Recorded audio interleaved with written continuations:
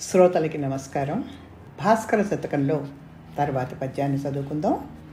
అరయ్యనెంత నేరుపరి అయి చెరియించిన వాని దాపునన్ గౌరవమొప్పగూర్చు ఉపకారి మనుష్యుడు లేక మేలు చేకూరదు. అదెట్లు హత్తుకడకూడునే చూడ 16 వన్నె బంగారములోననైనా వెలిగారము కూడక ఉన్న భాస్కర.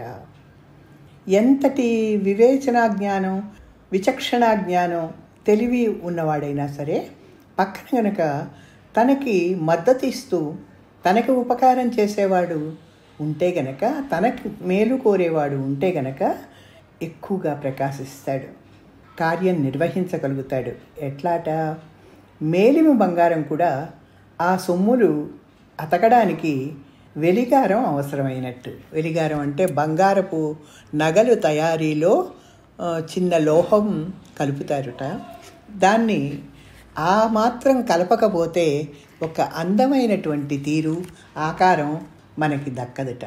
అట్లాగే మేలిం బంగారమైన సొమ్ములు అతకడానికి వెలిగారం ఎట్లా అవసరమైందో, ఎంతటి వివేకశాలికైనా ఉపకారం చేసేవాడు ఒకడు పక్కన లేనిదే పనులు చక్కగా నిర్వర్తించబడవు అని ఈ పద్య